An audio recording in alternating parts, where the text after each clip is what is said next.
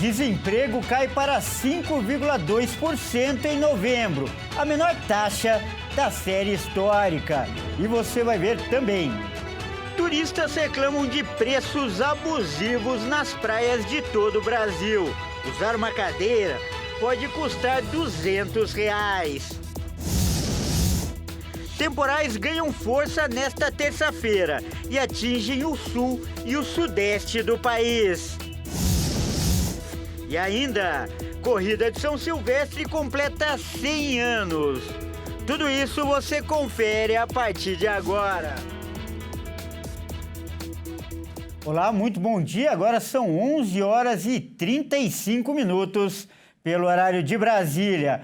Uma ótima terça-feira para você, a última do mês. E você que decidiu começar o dia bem informado aqui no Redação HIT, vai acompanhar a partir de agora os destaques desse dia 30 de dezembro.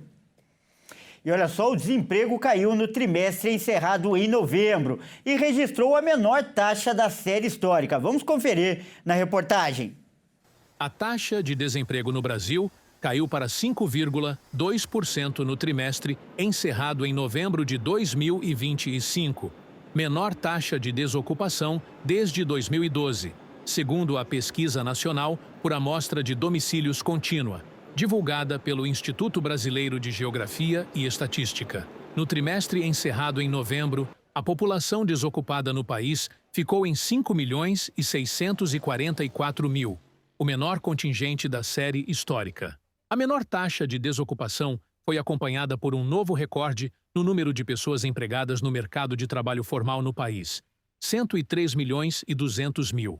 O nível de ocupação ficou em 59%. A renda média real habitual dos trabalhadores bateu recorde de R$ 3.574, crescendo 1,8% no trimestre e 4,5% em relação ao mesmo trimestre móvel de 2024, já descontados os efeitos da inflação. E o ex-vereador do Rio de Janeiro, Carlos Bolsonaro, diz que seu pai, o ex-presidente Jair Bolsonaro, voltou a ter soluços nesta manhã, mesmo após a realização de procedimentos para acabar com o problema. Ele também iniciou um tratamento para a apneia do sono nesta noite. Segundo a equipe médica, o quadro de saúde dele é estável. O ex-presidente Jair Bolsonaro, de 70 anos, foi submetido ao bloqueio anestésico de um nervo que controla o diafragma no lado esquerdo. O procedimento foi realizado no Hospital DF Star, em Brasília. No sábado, ele havia passado pelo mesmo tratamento, mas no lado direito. Nós fizemos hoje o bloqueio do lado esquerdo e fizemos o complemento do lado direito.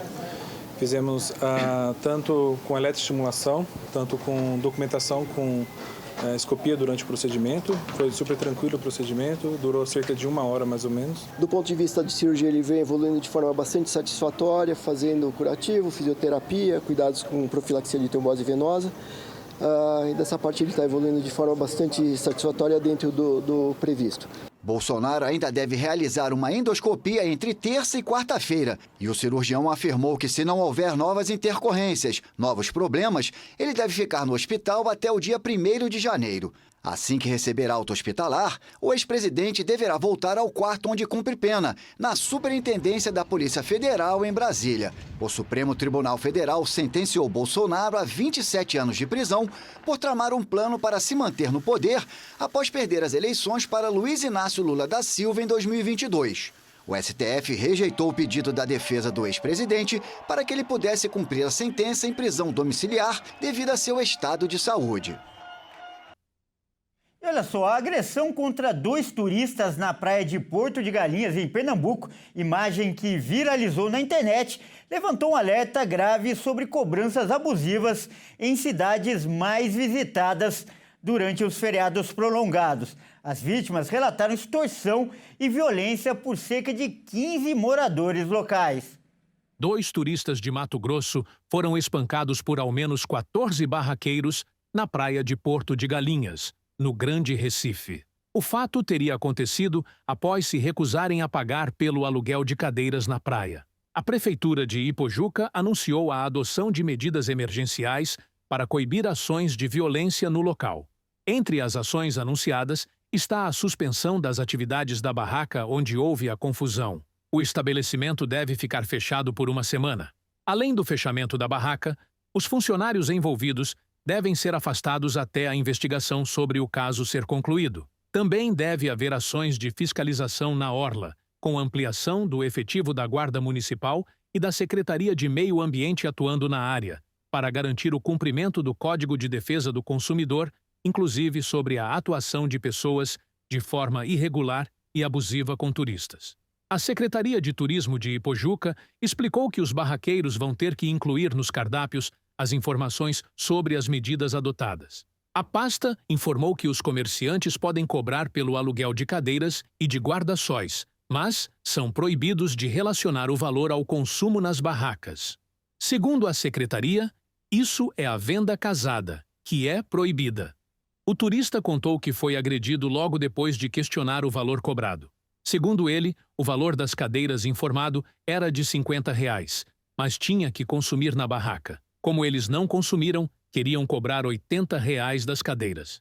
O caso acabou levantando um alerta para outras situações abusivas, com turistas, em praias. Nas redes sociais, outros turistas reclamaram sobre preços cobrados em praias turísticas. Internautas passaram a repercutir experiências semelhantes em diferentes regiões do país, com valores elevados para aluguel de cadeiras, guarda-sóis e alimentos. Em comentários publicados nas redes, turistas afirmam que os preços altos não se restringem ao Nordeste. Eles informaram que, em Arraial do Cabo, no Rio de Janeiro, por exemplo, cobraram R$ 200 pela cadeira com guarda-sol. Outra pessoa relatou situação parecida em Santa Catarina, em Balneário Camboriú. Também circulou a foto de um cardápio em uma praia de Búzios, no Rio de Janeiro, com preços como R$ 190 por uma porção de isca de peixe e de R$ 150 por 6 unidades de pastel. E muita gente vai para a praia neste fim de ano, então para ajudar você que nos assiste a se prevenir contra esses preços abusivos, nós vamos conversar agora com um especialista.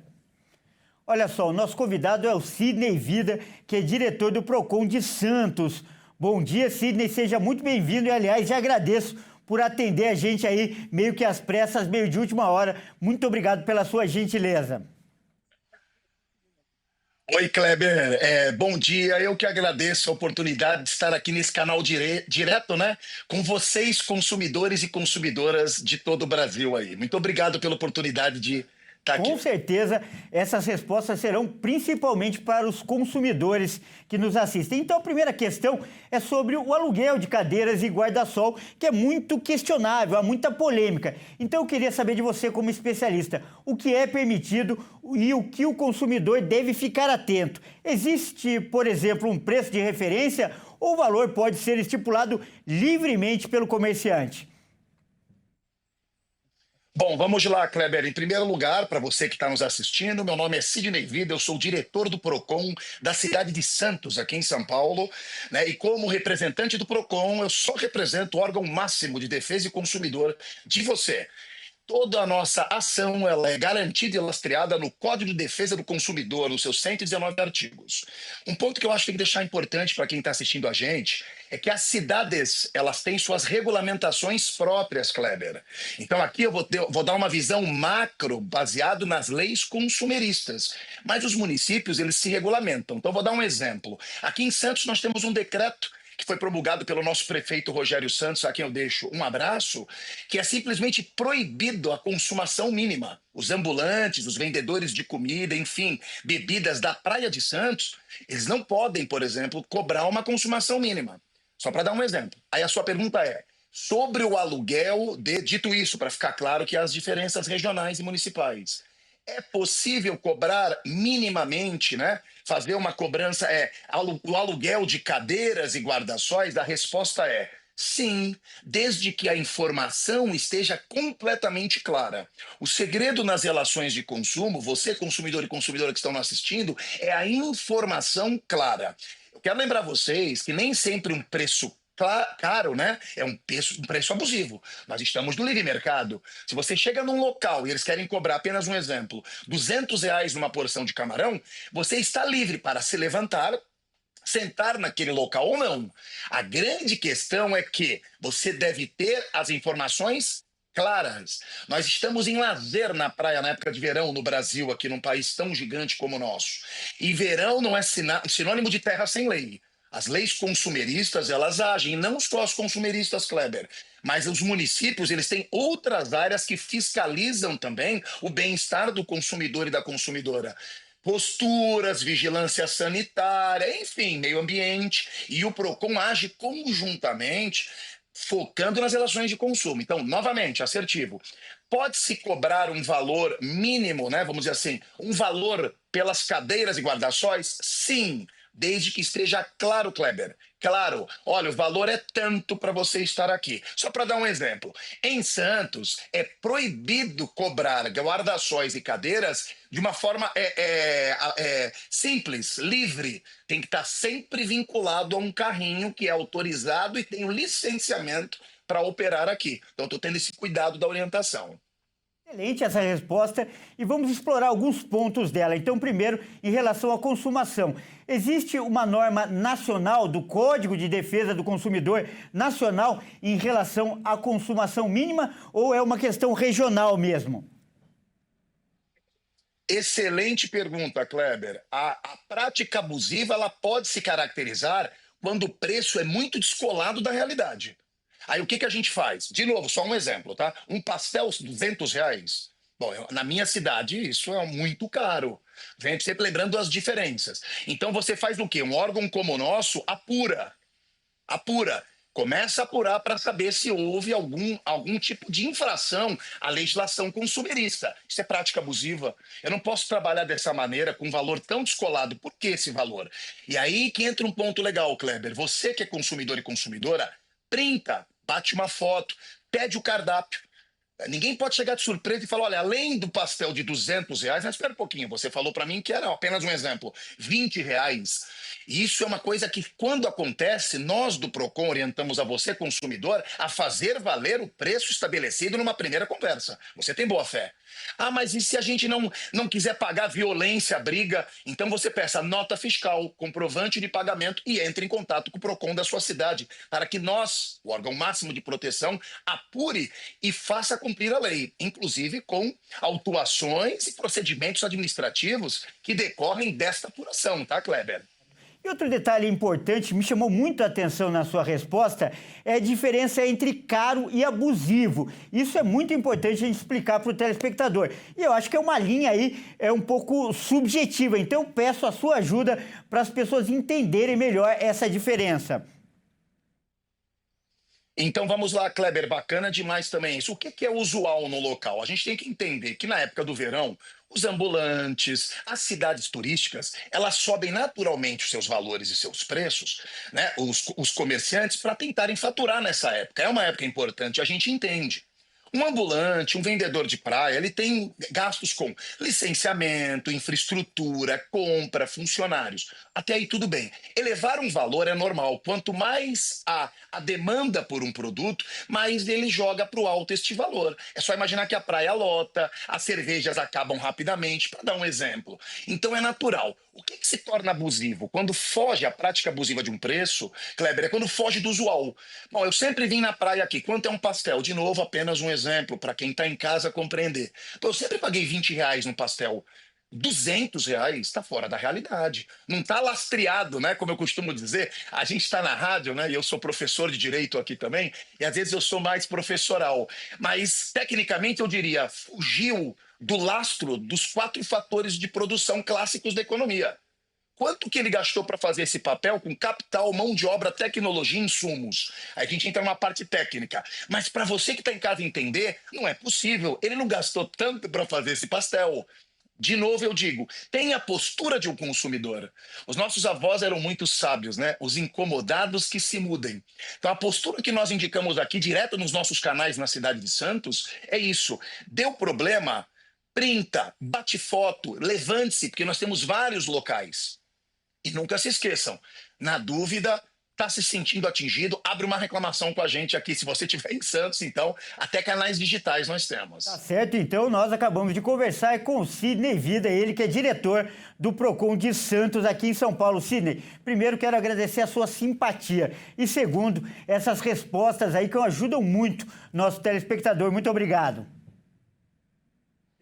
Eu que agradeço que o PROCON, quando trabalha com a mídia, ele trabalha pelo bem da população. E venham a Santos, estão convidados aqui, que o sol tá bonito e a cidade é muito convidativa. Muito obrigado. Grande abraço. E olha só, vamos mudar de assunto agora, falando em praia, né? Um adolescente de 16 anos, ele tentou roubar uma corrente do pescoço de um homem que estava na Praia Grande, no litoral de São Paulo. Veja o que aconteceu. Um adolescente de 16 anos foi apreendido e liberado após tentar roubar uma corrente do pescoço de um homem em Praia Grande, no litoral de São Paulo. As imagens mostram o momento em que o menor foi atingido por um chute na cabeça após ser contido por testemunhas. A prefeitura informou que uma equipe da Guarda Civil Municipal estava em patrulhamento no último dia 28, quando foi acionada para atender a ocorrência na Rua General Euclides Figueiredo, no bairro Canto do Forte. De acordo com a Secretaria de Segurança Pública de São Paulo, o adolescente estava em uma bicicleta no momento em que tentou puxar a corrente do pescoço do homem, que estava acompanhado de uma mulher. O vídeo mostra um homem segurando o menor no chão, enquanto o outro chuta a cabeça dele. Nesse momento, as testemunhas pediram para que o adolescente não fosse agredido. Em seguida, os guardas chegam e são informados sobre o ocorrido. Ainda nas imagens, os agentes aparecem levantando o menino e colocando-o contra a parede. Em seguida, um homem devolveu um boné para ele, que foi algemado e colocado no camburão da viatura da GCM. Segundo a administração municipal, o menor passou por atendimento médico na unidade de pronto atendimento Quietude e foi encaminhado à Central de Polícia Judiciária da cidade. A Secretaria de Segurança acrescentou que o Conselho Tutelar foi acionado e o adolescente foi liberado. Ainda conforme divulgado pela Secretaria, o caso foi registrado como ato infracional de furto. E veja a seguir, Corrida de São Silvestre chega à 100ª edição neste ano. E antes do intervalo, vamos ver como está no tempo. Na cidade de Angra dos Reis, no Rio de Janeiro, 29 graus por lá. O Redação Hit volta já.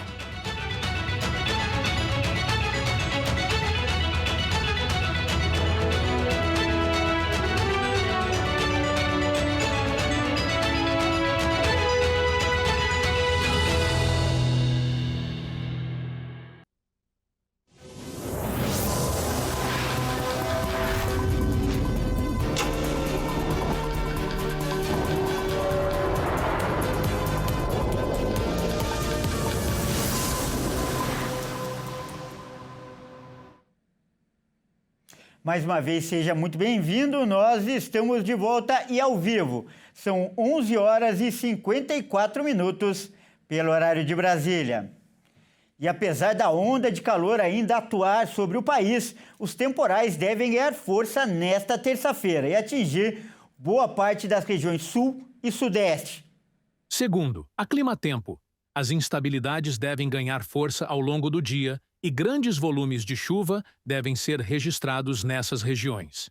No centro-oeste e no norte, a expectativa é de temporais isolados. Mesmo com a chuva prevista, as temperaturas devem seguir elevadas nessas regiões. A onda de calor deve atuar em parte do sudeste até o fim da semana. O fenômeno deve se concentrar principalmente em áreas de Minas Gerais e do Espírito Santo, ao menos até o próximo dia 2. Sudoeste da Bahia, em regiões de divisa com esses estados, também pode registrar temperaturas bastante elevadas. O Instituto Nacional de Meteorologia, INMET, ampliou a duração do aviso de calor de grande perigo, a categoria mais alta da escala do órgão. São Paulo registrou uma temperatura nunca antes observada desde 1961, quando o INMET passou a consolidar as medições meteorológicas no país. O calor extremo, porém, não ficou restrito à capital paulista. 3 cidades do interior de São Paulo ultrapassaram a marca dos 40 graus Celsius. Pedro de Toledo chegou a 42, Miracatu marcou 41 e Itaoca registrou 40 graus Celsius. E agora a gente fala de esportes aqui no Jornal da Manhã. E quem vai trazer as informações hoje é a Nayara Rodrigues. Bom dia, Nayara. E olha só, a corrida de São Silvestre tão tradicional chegou aos 100 anos e com uma longa história de conquistas, recordes e momentos inesquecíveis, não é mesmo, Nayara? Pois é, Kleber, 2025 será mais um ano que atletas da elite do esporte e até corredores amadores invadem as ruas de São Paulo e fecham o ano em clima de celebração. Idealizada pelo jornalista Casper Libero em 1925, a corrida deixou o status de evento local e se tornou um fenômeno esportivo global, atraindo atletas do mundo todo. A primeira edição da São Silvestre ocorreu na noite de 31 de dezembro de 1925, nas ruas centrais da cidade de São Paulo. Casper Libero criou a prova depois de retornar de uma viagem a Paris. Na capital francesa, o jornalista e empresário se encantou com uma corrida noturna. Inspirado pela cena parisiense, Libero decidiu promover algo semelhante no Brasil. Em 1945, a prova deixou de receber apenas brasileiros e estrangeiros que residiam no país, autorizando a participação também de corredores vindo do exterior. Ao longo dos anos, o percurso da São Silvestre também foi alterado. Nas primeiras 3 edições, os participantes corriam por 6,2 quilômetros e em 1991 houve uma padronização que determinou 15 quilômetros de extensão. A 100ª edição terá largada e chegada em diferentes pontos da Avenida Paulista. Os corredores passarão por algumas áreas conhecidas da cidade, como o Estádio do Pacaembu e a esquina da Avenida Ipiranga com a Avenida São João. Apenas 146 corredores estiveram na primeira edição. A internacionalização aumentou o alcance global da corrida de fim de ano, mas também gerou jejum para o Brasil. A partir de 1947, foram 33 anos sem vitória de um competidor da casa. A seca acabou em 1980 pelos pés de José João da Silva, que superou outros 4.961 inscritos, um recorde na época, para cruzar a linha de chegada em primeiro lugar. A participação feminina só foi permitida em 1975, quando as corredoras representaram 6% do número total de inscritos. Aos poucos, esse percentual cresceu, até atingir o ápice na edição de 2025. As mulheres serão 47% dos 55 mil atletas que tomarão as ruas de São Paulo. O Brasil é o maior ganhador da disputa masculina, com 29 conquistas. Nos últimos anos, porém, o país passou a viver um novo jejum.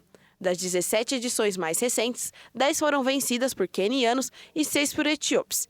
Entre as mulheres, a Quênia lidera em número de vitórias, 19.